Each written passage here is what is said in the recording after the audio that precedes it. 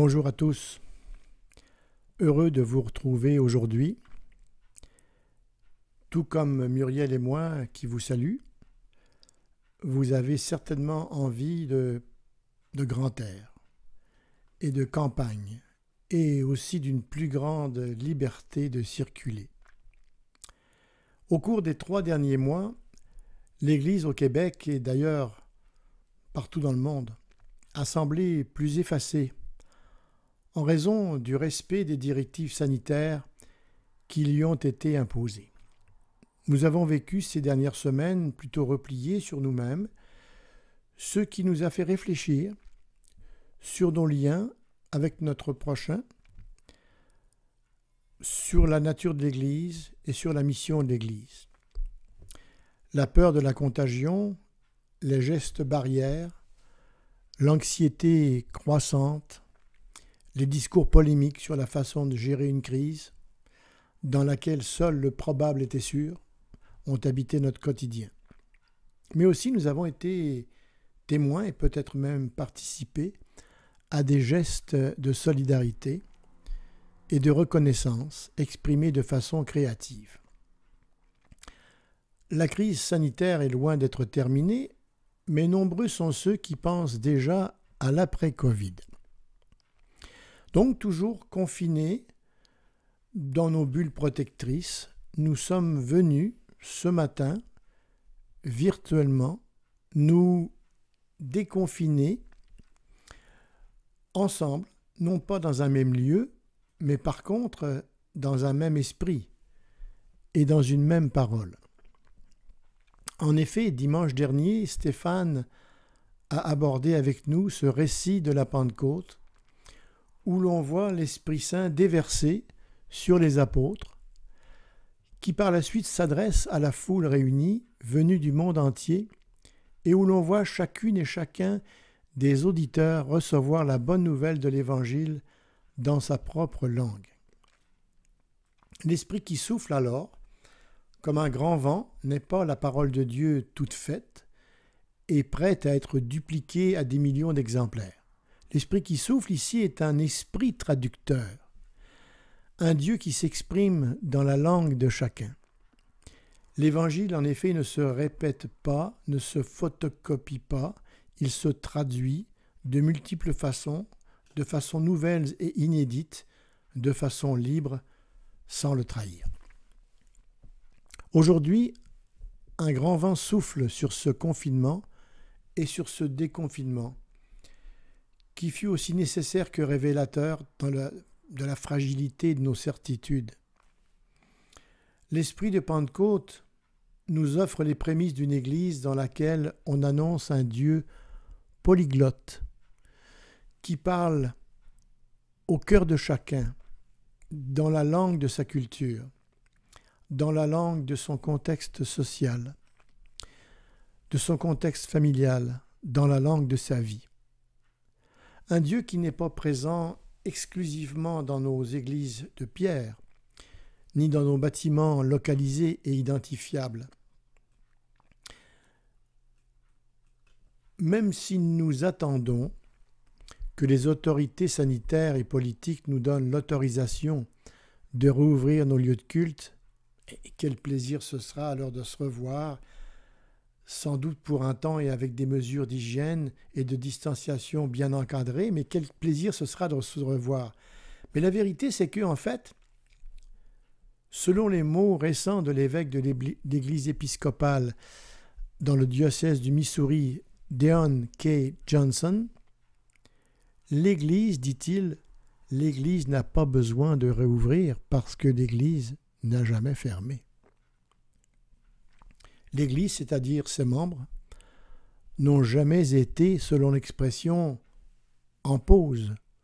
En fait, malgré les définitions officielles, le travail de l'Église reste un service essentiel pour notre société. Même si l'Église ne se vit plus dans un lieu physique donné, elle doit se vivre autrement, et elle se vit autrement. Bien sûr, on peut penser à la diffusion du message de l'Église. Les mesures de confinement ont forcé certaines églises à prendre le virage numérique beaucoup plus rapidement qu'elle ne l'aurait imaginé. À défaut d'avoir accès aux ondes publiques, des églises de toutes les dénominations se tournent vers des plateformes de web diffusion comme YouTube ou Facebook, ce qui est notre cas à l'église de Saint-Eustache. En même temps, on n'est pas sans se dire que ce n'est pas l'idéal pour construire une fraternité, une communauté, mais il faut en prendre acte et s'adapter. Mais il y a plus. Dans les Écritures, les apôtres sont envoyés pour annoncer la bonne nouvelle du salut. Ils sont envoyés au moins par deux, et non pas en solitaire, ce qui exclut le concept de l'Église solo qui se suffit à elle-même ou du chrétien solo qui se suffit à lui-même. Ils sont envoyés deux par deux au moins pour annoncer la bonne nouvelle de l'Évangile et surtout pour la vivre, pour la traduire. Il nous faut donc nous aussi traduire, pas seulement les leaders de l'Église, mais aussi chaque membre de la communauté chrétienne, en collaboration avec les autres membres. Il nous faut donc traduire l'Évangile par des actions. L'Évangile dans la langue de chacun de nos interlocuteurs. C'est ce à quoi nous exhorte le récit de la Pentecôte. Ce n'est pas l'individu qui doit apprendre et comprendre le langage de Dieu. Ce n'est pas l'individu qui doit apprendre et comprendre le langage de l'Église, mais c'est Dieu, c'est l'Église qui doit parler et qui parle le langage de l'individu. Et là, je ne mentionne pas seulement la langue française, anglaise ou autre.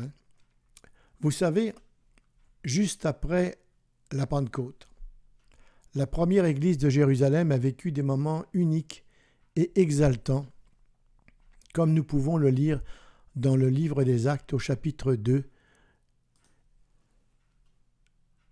à partir du verset 42. Je lis.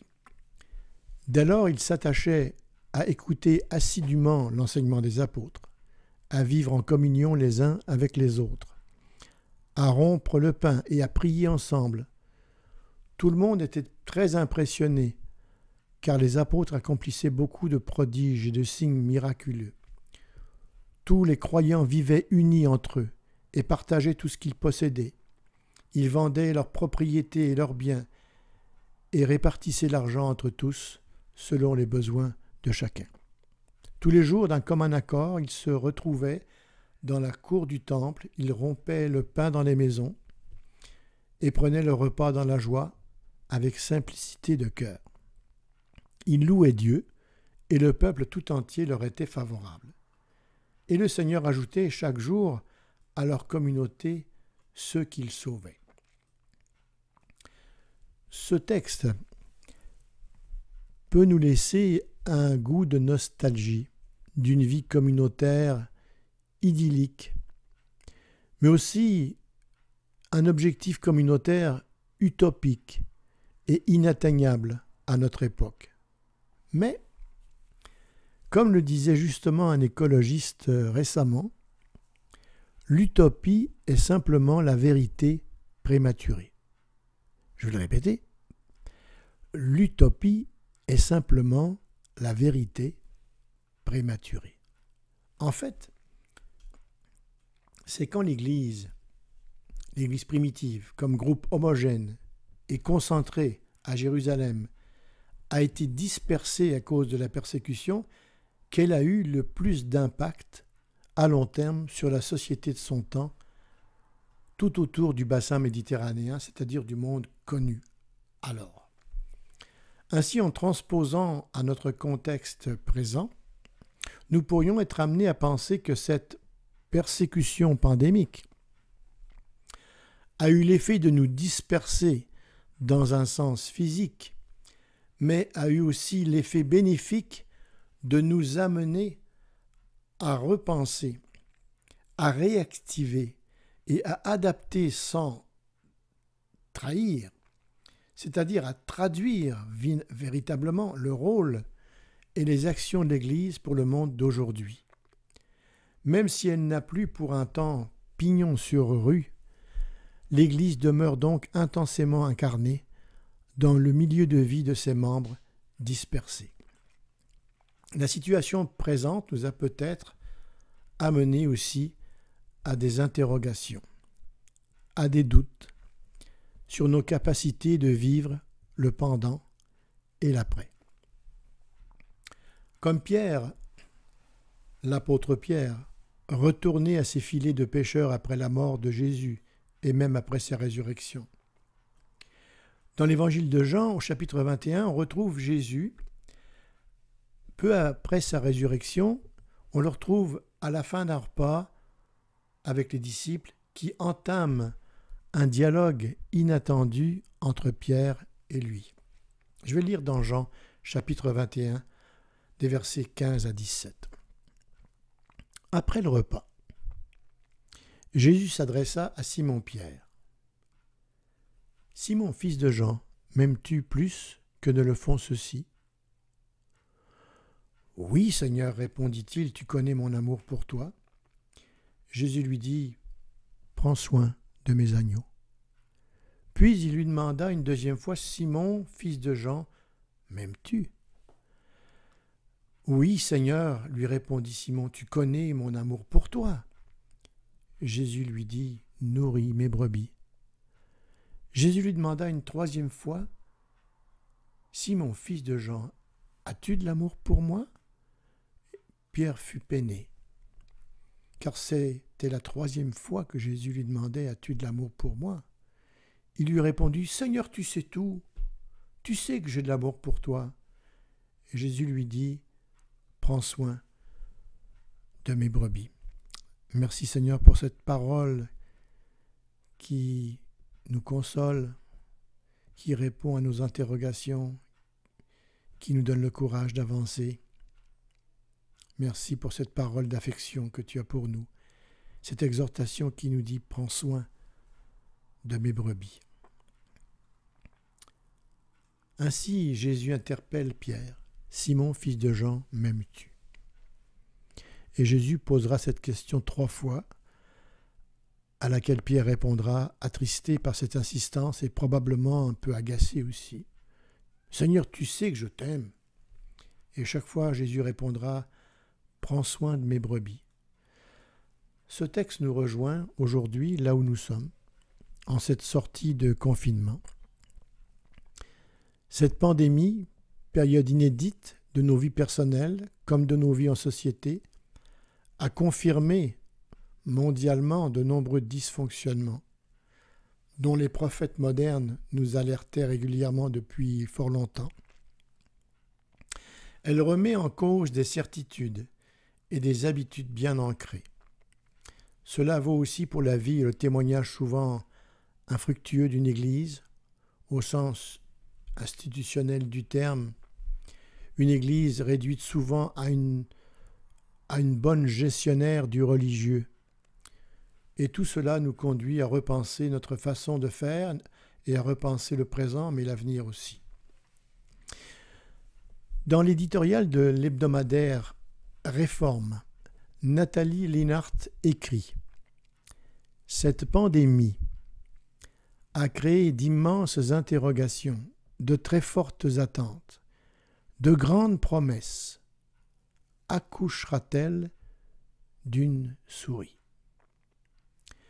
Nous qui avons vécu et vivons encore ce confinement, comment le vivons-nous ?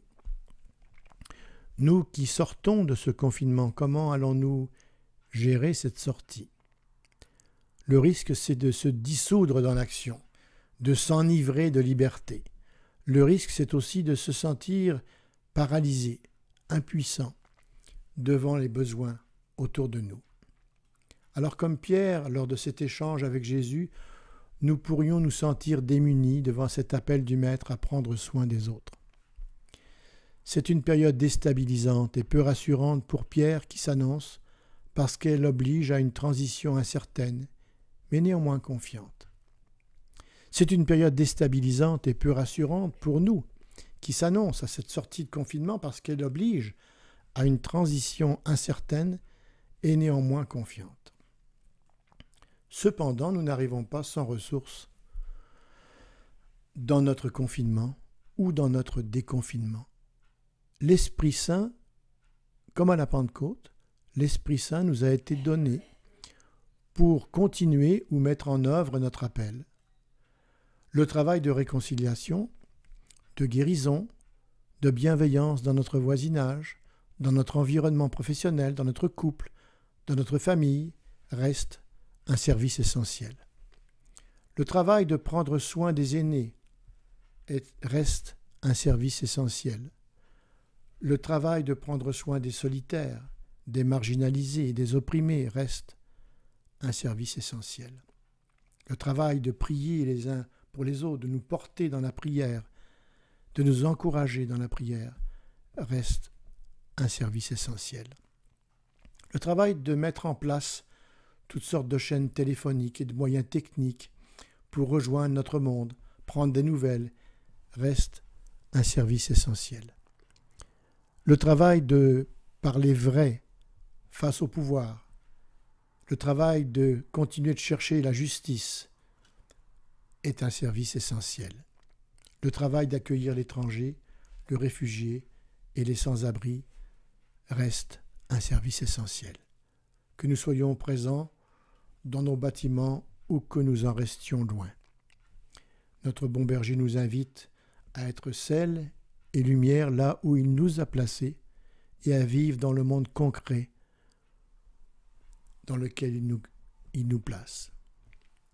En réalité, notre plus grand défi est de faire de ce confinement et de ce déconfinement une occasion de révolutionner notre vie personnelle, notre vie de couple, notre vie familiale, notre vie ecclésiale, fraternelle et sociale. Les premiers disciples, envoyés, mandatés par le ressuscité pour ouvrir un avenir, ont exprimé, avec ce qu'ils avaient compris de lui, une fidélité vivante à Jésus de Nazareth. Petit à petit, ils ont imaginé le monde d'après. Ils ont imaginé le monde d'après la mort et la résurrection du Christ, donnant naissance à une nouvelle forme de vie communautaire. Prions.